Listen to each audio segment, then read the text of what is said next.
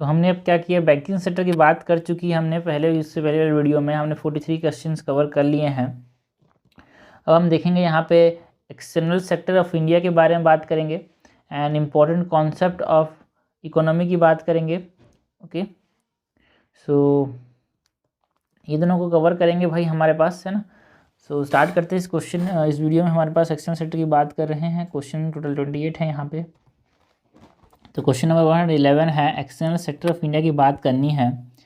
Question number 111 क्या है, rapid financing instrument and rapid credit facility are related to the provisions of which of the following, है ना। ये 2022 में आया था क्वेश्चन भाई। हमको बात करनी है कि जो रैपिड फाइनेंसिंग इंस्ट्रूमेंट है या फिर रैपिड क्रेडिट फैसिलिटी है, ये किसके साथ रिलेटेड है। Okay, so this are related with International Monetary Fund. Okay, जो इंटरनेशनल मॉनेटरी फंड है ना, वो इसके दो आर्म्स हैं, मतलब इंटरनेशनल मॉनेटरी फंड के दो आर्म्स हैं हमारे पास, rapid financing instrument and rapid credit facility. Okay, ये पैसा देने का काम करता है भाई, अर्जेंट अगर बैलेंस की जरूरत पड़ेगी तो। क्वेश्चन नंबर 112 है, with reference to Indian economy consider the following statement. हमको बात किसकी करनी है, इंडियन इकोनॉमी की बात करनी है। 2022 में ये क्वेश्चन आया था।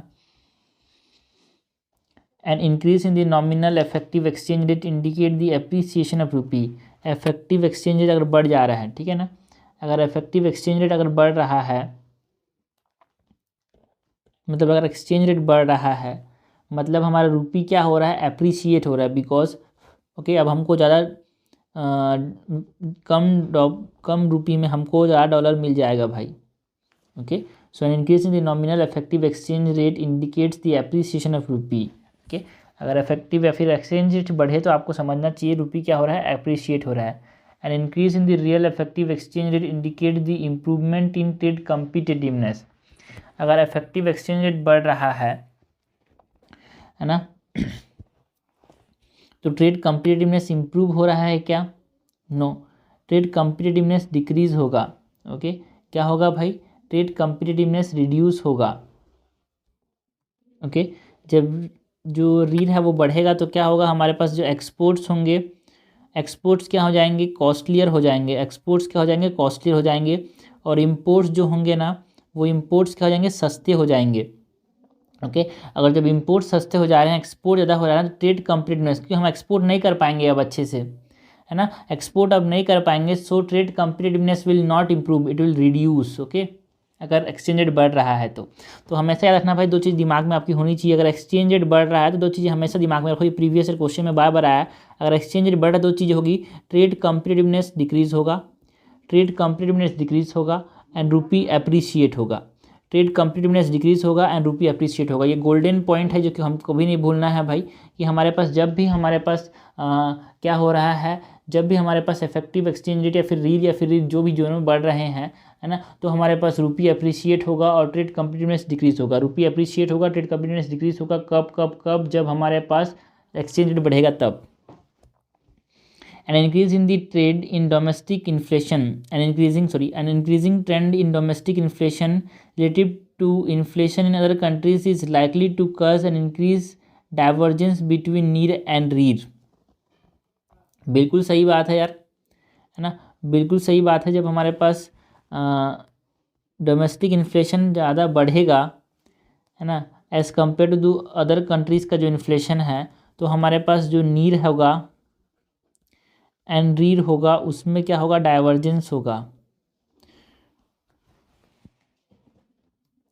क्योंकि जो रीड है, रियल इफेक्टिव एक्सचेंज रेट है, वो क्या होता है, नॉमिनल इफेक्टिव एक्सचेंज रेट, है ना, प्लस और माइनस जो इन्फ्लेशन होता है दूसरी कंट्रीज़ में, उसको यहाँ पे एडजस्ट किया जाता है। ठीक है, तो जब दूसरी कंट्रीज़ में यहाँ पे हमारे पास दूसरी कंट्रीज़ के रेफरेंस में हमारे पास इन्फ्लेशन बढ़ेगा, है ना, तो ये जो इन दोनों के बीच का जो वैल्यू है वो भी एक तरह से बढ़ेगा, है ना। सो ये दोनों के बीच में डाइवर्जेंस देखने को मिलेगा, बिल्कुल सही बात है। करेक्ट हमसे पूछा गया है, करेक्ट हो जाएगा 1 और 3। आंसर क्या हो जाएगा, आंसर हो जाएगा सी। क्वेश्चन नंबर 113 है, कंसिडर द फॉलोइंग स्टेटमेंट। 2022 में आया था ये question. Tight monetary policy of the US Federal Reserves could lead to capital flight. Tight monetary policy में क्या करेंगे भाई, इंटरेस्ट रेट को बढ़ाएंगे कि कम करेंगे, है ना। टाइट मॉनेटरी पॉलिसी में इंटरेस्ट रेट को बढ़ाएंगे क्या? बिल्कुल सही है, वो इंटरेस्ट रेट को क्या कर देंगे, बढ़ा देंगे, पैसा एब्जॉर्ब करने के लिए, मनी सप्लाई कम करने के लिए। तो हमारे देश के पैसा को यहाँ पे डाल दिया जाएगा, यहाँ के बैंकों में, तो यहाँ से लोग पैसा निकाल के यहाँ पे यूएस में डाल देंगे, तो इसको बोलेंगे कैपिटल फ्लाइट। ठीक है, कैपिटल फ्लाइट में इंक्रीज, ये देखो ये न्यूज़ में भी था, इसीलिए हमसे पूछा गया है, लेकिन न्यूज़ तो छोड़ो, हमको कॉन्सेप्ट ध्यान देना है। मैक्सिमम कॉन्सेप्ट बेस होते हैं यार इकोनॉमी में। कैपिटल फ्लाइट मैक्सिमम क्वेश्चन जो होते हैं, आपका कॉन्सेप्ट स्ट्रांग है ना यार, तो आप क्या कर सकते हो, क्वेश्चंस को आसानी से सॉल्व कर सकते हो। कैपिटल फ्लाइट में increase the interest cost of firm with existing external commercial borrowings. अगर कैपिटल फ्लाइट होता है तो जो इंटरेस्ट कॉस्ट है वो बढ़ जाएगा क्या? बिल्कुल सही है, बिकॉज अगर हमारे पास कैपिटल फ्लाइट हो रहा है तो मनी सप्लाई कम हो रहा है भाई। अगर मनी सप्लाई कम है तो जो इंटरेस्ट कॉस्ट है ना, इंटरेस्ट कॉस्ट जो है, जो एक्सटर्नल कमर्शियल बोरोइंग्स में जो दे रहे हैं, वो भी एक प्रकार से इंक्रीज़ हो जाएगा, बिकॉज पैसे की कमी है तो लोग ज़्यादा लेना चाहेंगे, और लेना चाहेंगे तो ये एक्सटर्नल कमर्शियल बोरोइंग वाला ही पैसा को बढ़ा देगा। सिंपल से अपनी बोलचाल की भाषा में समझनी है चीज़ों को, ज़्यादा कॉम्प्लेक्स नहीं करना है। जितना कॉम्प्लेक्स करोगे इकोनॉमी उतनी आपको कॉम्प्लेक्स कर दी जाएगी, सिंपली भाषा में आपको समझना है। And devaluation of domestic currency decrease the currency risk associated with commercial external commercial borrowing. भाई एकदम अपोजिट बोल रहा है ये। जब डिवैल्यूएशन होगा हमारे करेंसी का तो करेंसी रिस्क डिक्रीज क्यों होगा भाई? Currency risk associated with external commercial borrowing increase होगा, तो दिस इज इनकरेक्ट। हमसे करेक्ट पूछा गया है, करेक्ट हो जाएगा 1 और 2। आंसर क्या हो जाएगा? 1 और 13 का आंसर हो जाएगा ए। क्वेश्चन नंबर 114 है, कंसिडर द फॉलोइंग स्टेटमेंट। 2021 में ये क्वेश्चन आया था। The effect of the devaluation of a currency is that, okay हमको क्या की बात करनी है, जो effect of devaluation of currency जो है उसकी बात करनी है। The effect of devaluation of currency is that it necessarily, अगर डिवैल्यूएशन हो रहा है करेंसी का, अगर क्या हो रहा है भाई, डिवैल्यूएशन हो रहा है करेंसी का, सो क्या होगा, improve the competitiveness of domestic export in foreign market. देखो हमने देखा था कि जब एक्सचेंज रेट क्या होता है, बढ़ता है, एक्सचेंज बढ़ता है तो ट्रेड कॉम्पिटिटिवनेस क्या होता है, कम होता है, एंड रूपी क्या होता है, एप्रिशिएट होता है। तो इसी से रिलेट करना है हमको। क्या बोल रहा है यार, डिवैल्यू हो रहा है रूपी, नीचे जाएगा रूपी तो ट्रेड कॉम्पिटिटिवनेस बढ़ेगा, ट्रेड कॉम्पिटिटिवनेस बढ़ेगा मतलब हमारे पास एक्सपोर्ट क्या हो जाएंगे, एक्सपोर्ट क्या हो जाएंगे, ईजी हो जाएंगे, एक्सपोर्ट ईजी हो जाएगा और इम्पोर्ट मुश्किल हो जाएगा। इससे हमारे पास कॉन्सेप्ट बनाना है भाई, हमेशा एक ही चीज़ को याद रखना भाई, इससे कॉन्सेप्ट बनाना है। इम्पोर्ट क्या हो जाएगा, टफ, इम्पोर्ट महंगा हो जाएगा। So it improve the competitiveness of improve the competitiveness of export in foreign market, कि ये कॉम्पिटिटिवनेस को बढ़ा देगा भाई, बिल्कुल सही बात है। Increase the foreign value of domestic currency, क्या डोमेस्टिक करेंसी का फॉरेन वैल्यू बढ़ जाएगा, रूपी डिवैल्यू हो रहा है ना भाई, तो increase the foreign value of domestic currency, no ये डिवैल्यू हो रहा है तो इसको फॉरेन करेंसी कम हो जाएगा। And improve the trade balance, ये ट्रेड बैलेंस को क्या करेगा भाई, इम्प्रूव करेगा क्या, नो भाई जब वैल्यू होगा हमारे पास करेंसी तो आप बेसिक चीज़ समझो, ट्रेड बैलेंस ऊपर नीचे हो जाएगा यार। तो हर आदमी क्या चाहता है, अपना वैल्यू, अपना रूपी की वैल्यू को बढ़ाना चाहता है, ठीक है। करेक्ट हमसे पूछा, करेक्ट हो जाएगा A, only one statement is correct. ये बैलेंस ऑफ पेमेंट बहुत इंपॉर्टेंट है यार, बार बार क्वेश्चन आता है। क्वेश्चन नंबर 105 है, कंसिडर द फॉलोइंग। हमारे पास 2021 में ये क्वेश्चन आया था, है ना। Foreign currency convertible bonds, foreign institutional investment with certain conditions, global depository receipts, non-resident external deposits, which of the above can be included in foreign direct investment। ठीक है, इनमें से कौन कौन से फॉरेन डायरेक्ट इन्वेस्टमेंट का पार्ट हैं? तो क्या foreign currency convertible bonds are the part of foreign direct investment, बिल्कुल सही बात है। Foreign institutional investment is a part of foreign direct investment, बिल्कुल सही बात है। एंड ग्लोबल डिपॉजिटरी रिसिप्ट्स भी क्या है, हमारे पास फॉरेन डायरेक्ट इन्वेस्टमेंट का पार्ट है। But non resident external deposits जो है ना, मतलब जो यहाँ पे रह नहीं रहे हैं, बस यहाँ के लोगों को पैसा दे रहे हैं, वो एक तरह से हमारे पास इन्वेस्टमेंट नहीं है भाई, foreign direct investment. So answer हो जाएगा ए। क्वेश्चन नंबर 116 क्या है भाई, with reference to the international trade of India at present which of the following statement is are correct, है ना। 2000 ये कितने आया, 2020 में आया था ये क्वेश्चन। हमको बात करनी थी इंटरनेशनल ट्रेड ऑफ इंडिया के बारे में, प्रेजेंट जो उस समय था न्यूज़ में। India's merchandise export are less than its import. बिल्कुल सही है, हमारा जो कपड़े में मामले में हमारा जो एक्सपोर्ट था ना भाई वो कम था as compare to the imports. बिल्कुल सही बात है। And India's import of iron and steel, chemical, fertilizer and machinery has decrease in recent years. No, ये इंक्रीज़ हुआ है भाई। India's export of service are more than import of service. बिल्कुल सही है, हमारे देश के बहुत सारे लोग दूसरे जगह में काम करते हैं। अगर जनसंख्या भी समझो यार, आप बहुत सोचोगे कि यार इंडिया के लोग बाहर जाके काम करते हैं, है ना, इंडिया में आके काम करने वाले लोगों के मुकाबले। India suffer from an overall trade और करंट अकाउंट डेफिसिट। हमारे अंदर एक करंट अकाउंट डेफिसिट है, फिर ट्रेड डेफिसिट, जो कि हमारे लिए अच्छा होता है यार। अगर सरप्लस हो गया, जो कोविड के समय पर हो गया, तो हमारे लिए नुकसानदायक है।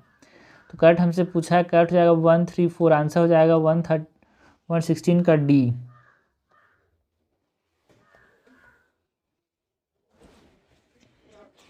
वन 70 नंबर क्वेश्चन है, in the context of India which the following factor is are contributors to reducing the risk of currency crisis.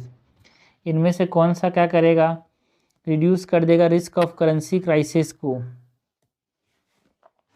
देखो ऐसा एक प्रीवियस ईयर क्वेश्चन है आया था, तो it is a PYQ that is repeated. ये type का भी क्वेश्चन हमारे पास रिपीट हुआ था कि हमारे पास एक्सटर्नल करेंसीज क्राइसिस क्यों कम होंगे, वो हमको बताना था। ठीक है, तो इनमें से कौन से फैक्टर्स हैं जो कि रिड्यूस करते हैं रिस्क ऑफ करेंसी क्राइसिस को। देखो 2019 के अंदर आया था, इसी प्रकार क्वेश्चन 2020 में भी आया था, जो कि हम बैंकिंग सेक्टर में देखा था कि कौन कौन से फैक्टर जिस पे इंडिया रिलाई करता है वो हमको मदद करेगा कि हमको जो बाहरी जो हमारे पास प्रेशर है, बाहरी इनस्टेबिलिटी है, वो इंडिया के अंदर झलकेगा नहीं।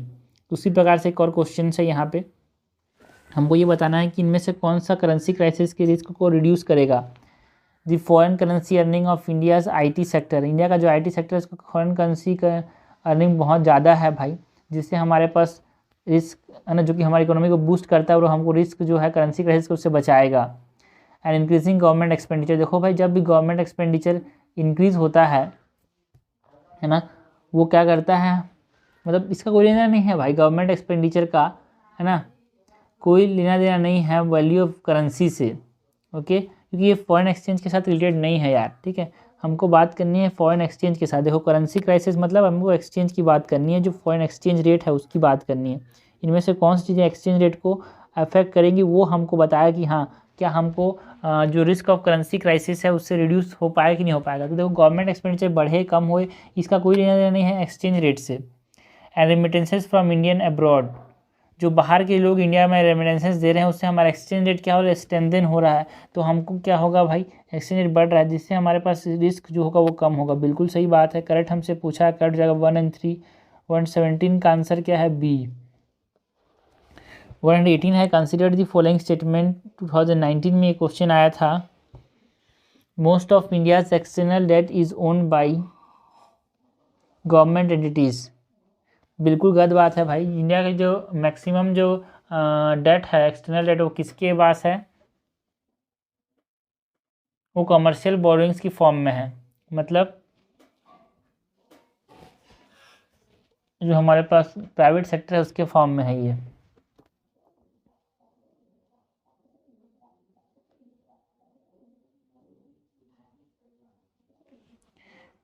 All of India's external debt is denominated in US$।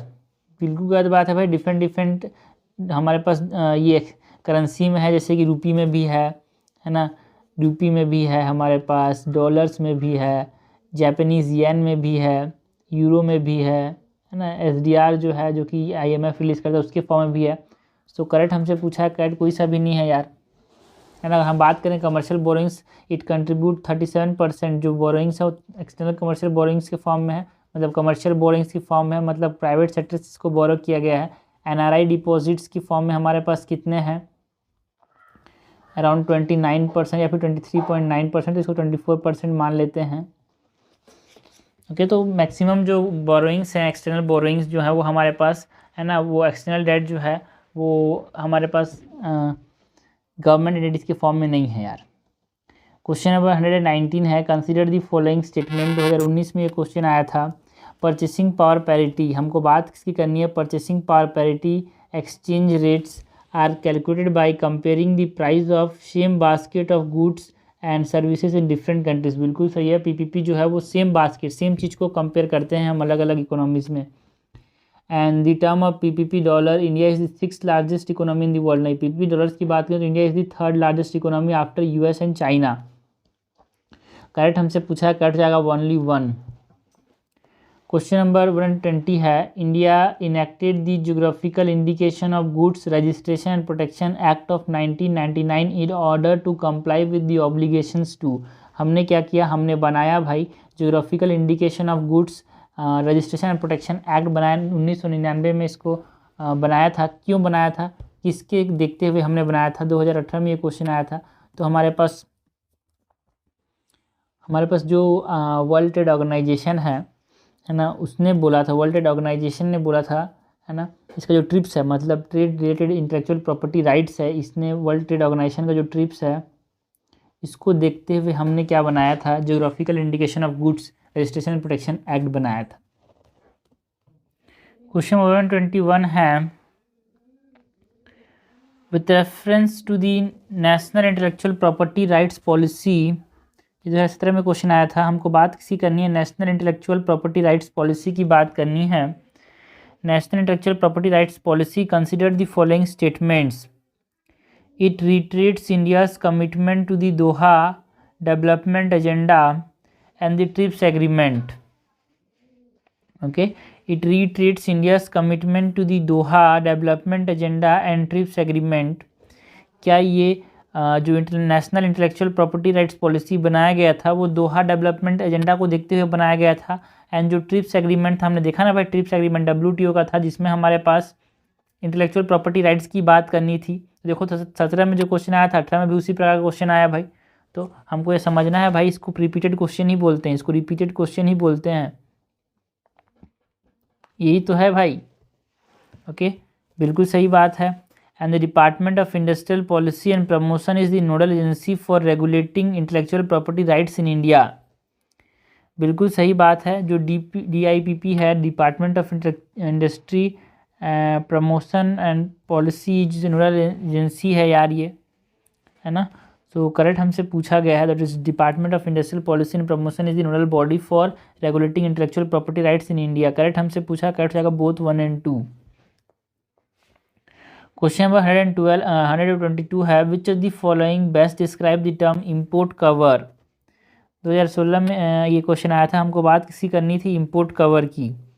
ठीक है, विच of the following best describe the term import cover. Import cover का मतलब क्या होता है यार, इम्पोर्ट कवर हमसे पूछा गया है। इम्पोर्ट कवर का मतलब क्या होता है, it is the number of months of import that could be paid for by a country's international reserve. मतलब हमारे पास जो इंटरनेशनल रिजर्व्स है पैसों का, वो और कितने महीने चलेगा। सपोज करो भाई मेरे अकाउंट में 2000 रुपये है, कितने दिन चलेगा, वो क्या है, इसका इंपोर्ट कवर है। उसी प्रकार हमारे पास सरकार के पास भी कुछ इंटरनेशनल रिजर्व्स के फॉर्म में कुछ पैसा होता है ना, इंटरनेशनल करेंसी की फॉर्म में जो पैसा होता है वो कितने दिन चलेगा, उसको हम क्या बोलते हैं, उसको बोलते हैं imports cover. So what is import cover. Import cover it is the number of month, कितने महीने चलेगा, उसको क्या बोल रहे हैं, इम्पोर्ट कवर बोल रहे हैं।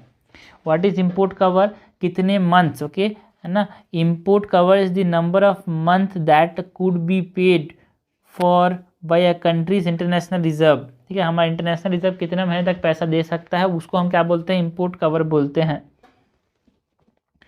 क्वेश्चन नंबर 123 है, in the context of which of the following do you sometime find the term amber box, blue box, green box.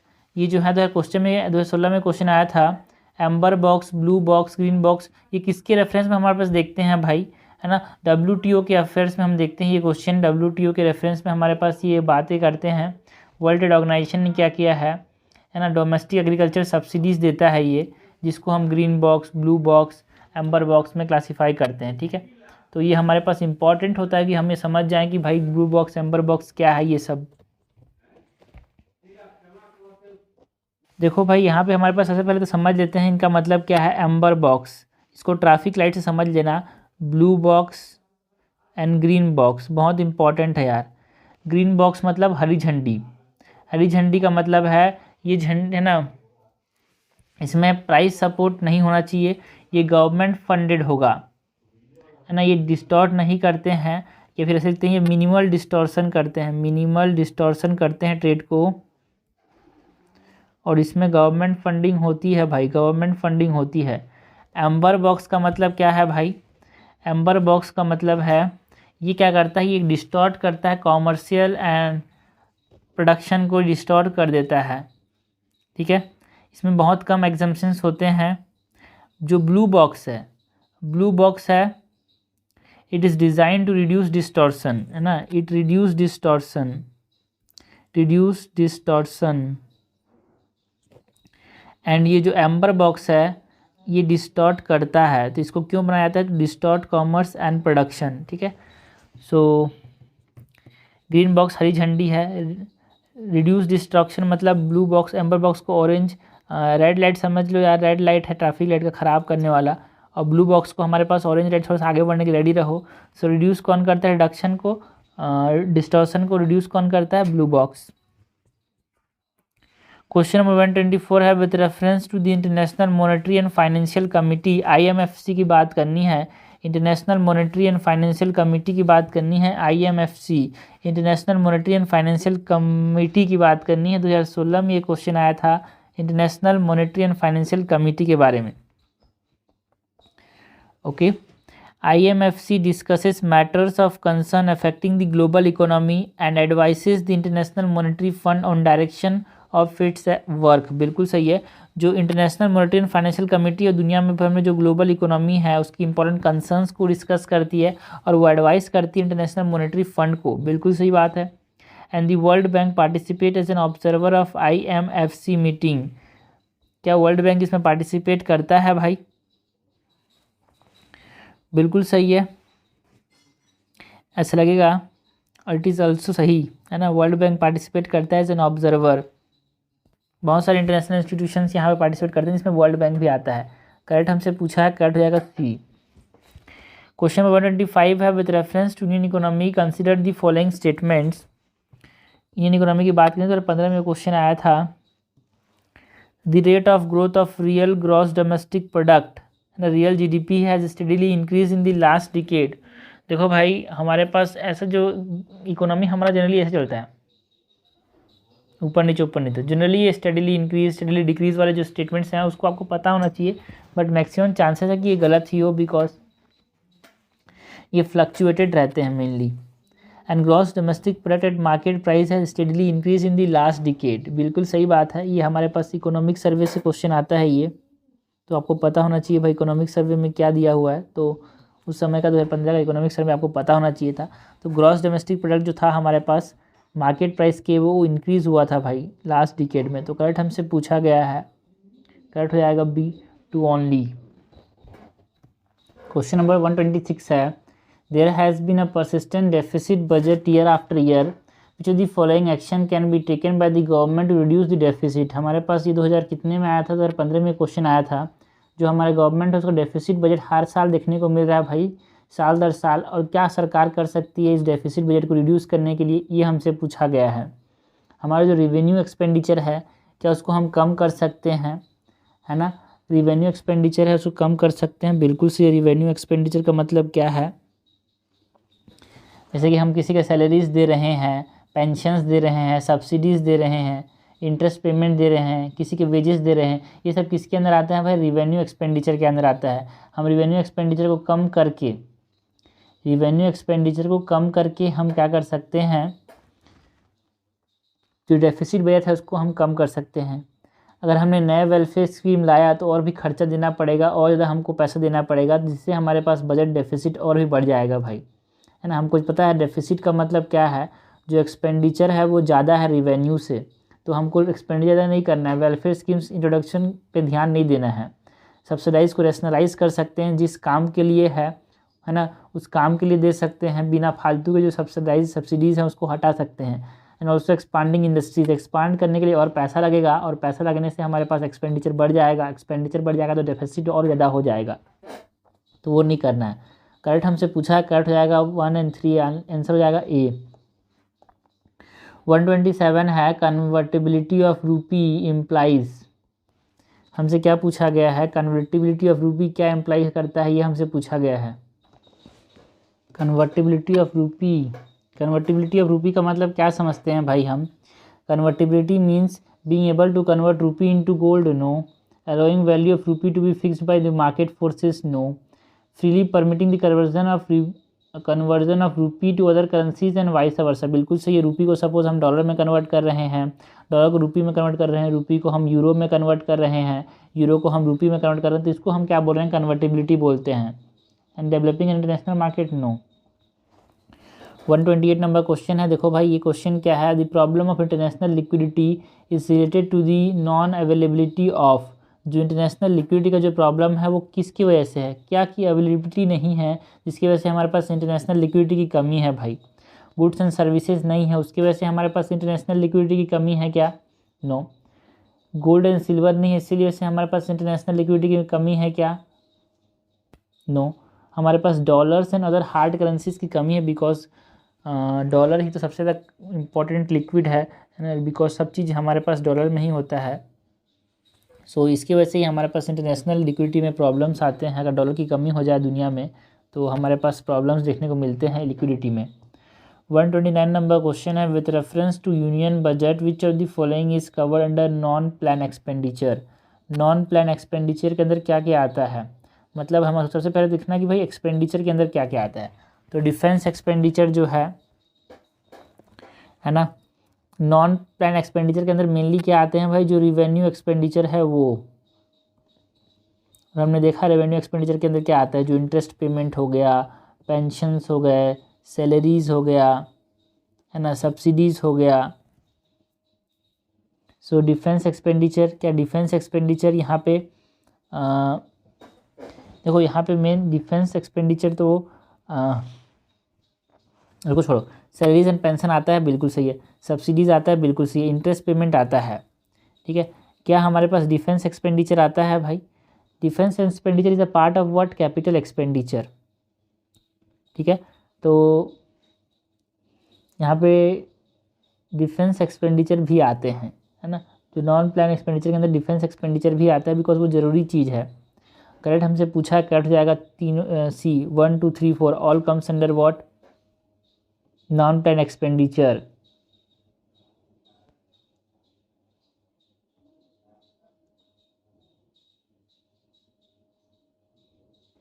Question 130 है. With reference to balance of payment. हमको बात किसकी करनी है? 2014 में क्वेश्चन आया था.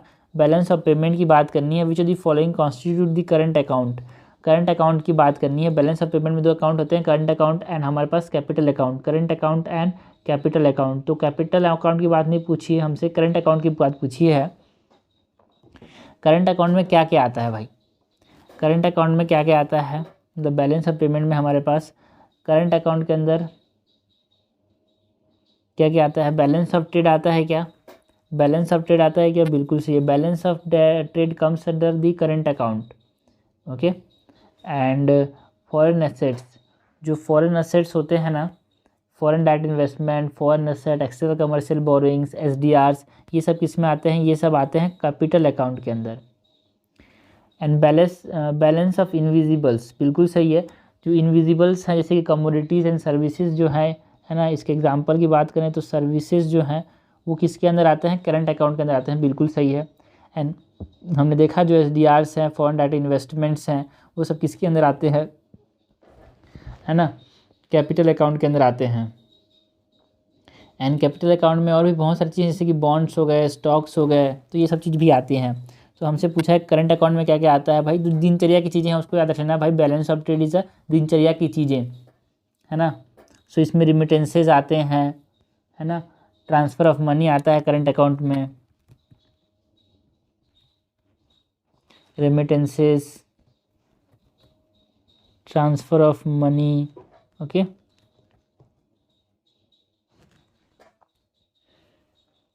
एज वेल एज जो ट्रांजेक्शन्स होते हैं ना इन कमोडिटीज़ एंड सर्विसेज, जो हमने बात की, जो हमारे पास इनविजिबल्स हैं, है ना. इनविजिबल्स मतलब transaction in commodities and service, वो सब किसके अंदर आते हैं? हमारे पास करंट अकाउंट के अंदर आते हैं. हमसे करेक्ट पूछा है, करेक्ट हो जाएगा 1 और 3. आंसर क्या हो जाएगा? सी.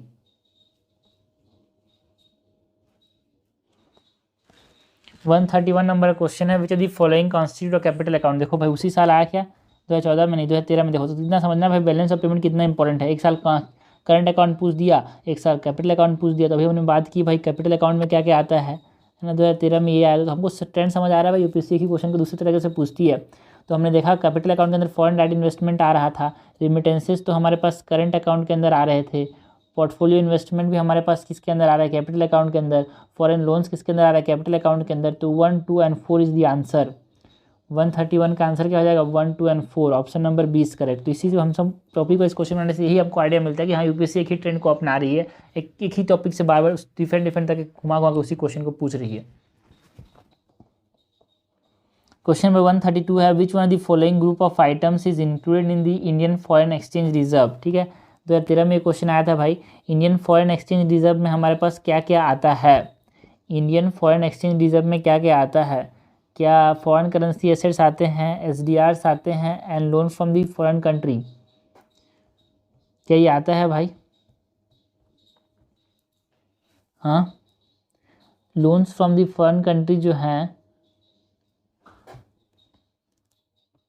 ये आपको पता होना चाहिए भाई। इंडिया का फॉरेन एक्सचेंज में मेन चीज़ क्या आती है, 4 चीज़ आती है भाई। पहला है हमारे पास फॉरेन करेंसी एसेट्स, दूसरा है गोल्ड, तीसरा है स्पेशल ड्राइंग राइट्स, चौथा है रिजर्व ट्रांसपोजिशन।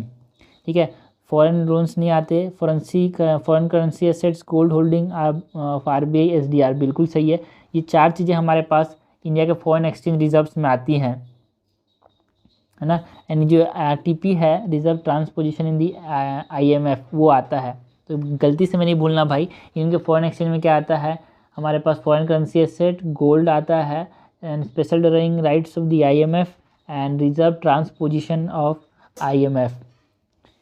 क्वेश्चन नंबर 133 है, विच of the following would include foreign direct investment in India. इनमें से कौन सा फॉरेन डायरेक्ट इन्वेस्टमेंट के अंदर आ रहा है। देखो भाई, ये 2012 में आया था question.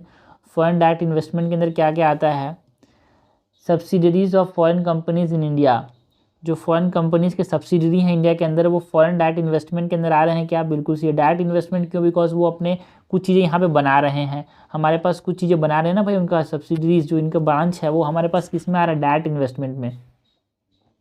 And majority of foreign equity holdings in India, Indian companies, बिल्कुल सही है। And companies exclusively finance by the foreign companies, ये भी क्या है, फॉरेन डायरेक्ट इन्वेस्टमेंट के अंदर आता है।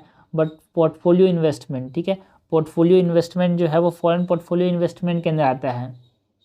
ठीक है, सिंपल सा क्वेश्चन था, करेक्ट हमसे पूछा है, करेक्ट जाएगा डी, 1, 2, 3 इज करेक्ट।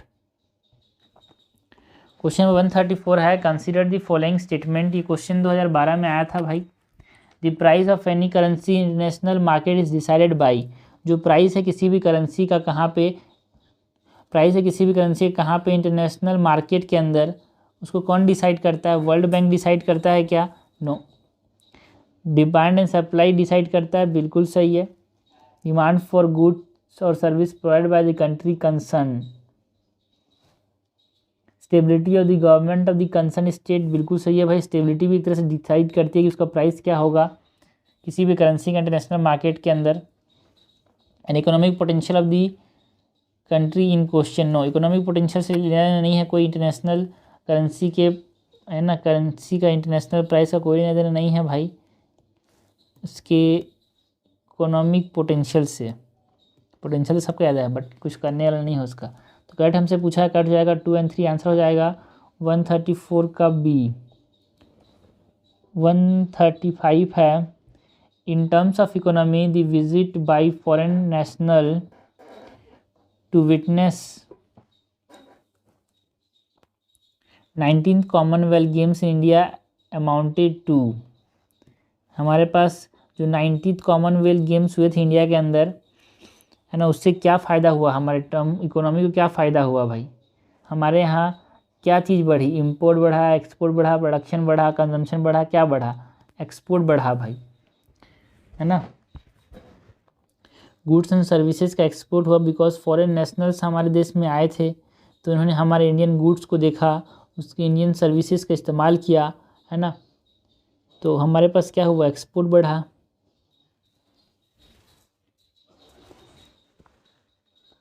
क्वेश्चन 136 है, consider the following action which the government can take, कौन कौन से एक्शन गवर्नमेंट ले सकती है, actions which the government can take.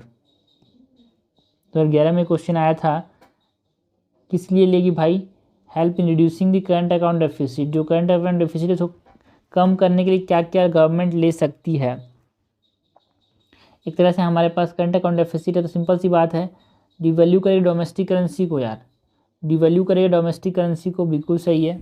हमारे पास अगर हमने डोमेस्टिक करेंसी को डिवैल्यू कर दिया तो जो करंट अकाउंट डेफिसिट है वो क्या हो जाएगा, कम हो जाएगा।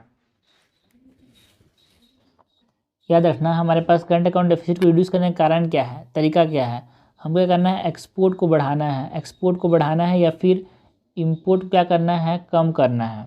तो हमने देखा था भाई हमारे पास एक्सचेंज रेट का क्या लेना है, एक्सचेंज रेट जब बढ़ता है तो रूपी क्या करता है, अप्रिशिएट करता है, रूपी क्या करता है, अप्रिशिएट करता है, ट्रेड कम्पिटिटिवनेस कम हो जाता है। ठीक है, सो हमको क्या करना है भाई, ट्रेड कम्पिटिटिवनेस कम हो जाता है, मतलब क्या है, हमारे पास एक्सपोर्ट क्या हो जाते हैं, कम हो जाते हैं, इंपोर्ट क्या हो जाता है, ज़्यादा हो जाता है। ठीक है, तो हमको क्या करना है, इंपोर्ट को कम करना है। ठीक है, मतलब हमको रूपी को क्या करना है, डिवैल्यू करना है, रूपी क्या करना है भाई, डिवैल्यू करना है, उल्टा करना है इसका। ठीक है सबका, तो डिवैल्यू करेगा रूपी को, बिल्कुल सही है। And reduction in the export subsidies, no export subsidies को रिड्यूस करेंगे तो एक्सपोर्ट कैसे होगा भाई, एक्सपोर्ट नहीं हो पाएगा, लेकिन हमको एक्सपोर्ट बढ़ाना है। Adopting suitable policies which attract greater FDI and more funds from FII, बिल्कुल सही है। जब हम फॉरेन इन्वेस्टमेंट करेंगे, लोन्स लेंगे, फॉरेन कैपिटल का इन्फ्लो होगा, है ना, तो हमारे पास करंट अकाउंट डेफिसिट जो होगा, सॉरी हाँ बिल्कुल सही, करंट अकाउंट डेफिसिट कम होगा, तो ये सही है भाई। ठीक है, तो हमसे क्या पूछा, क्या क्या ले सकता है स्टेप, तो 1 and 3 step can be taken by the government, है ना। 126 का आंसर क्या हो जाएगा, डी। 137 नंबर क्वेश्चन है, regarding the International Monetary fund, IMF की बात करनी, 2011 में क्वेश्चन आया था, इंटरनेशनल मॉनेटरी फंड के बारे में कुछ स्टेटमेंट्स दिए हैं, उसको बताना है। It can grant loan to any country, IMF जो है वो किसी भी कंट्री को लोन दे सकता है क्या, है ना, नहीं, जो इसके मेंबर्स हैं उन्हीं को ये सपोर्ट करता है। It can grant loan to only develop countries, यार ये वीकर कंट्रीज जो कि इसका पार्ट है उसको भी ग्रांट कर सकता है loan. And it grant only loan to the members country, अभी तो हमने बात की। And grant loan to the central bank of a country, गलत बात है यार,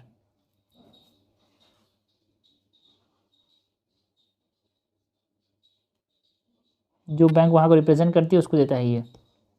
क्वेश्चन 138 है, both foreign direct investment and foreign institutional investment, FDI and FII की बात करनी है, are related to the investment in a country, which one of the following best is present difference between them. 2011 में question आया था, FII और FDI के बीच में क्या डिफरेंस है। FII helps in bringing better management skills and technology, while FDI only brings in capital.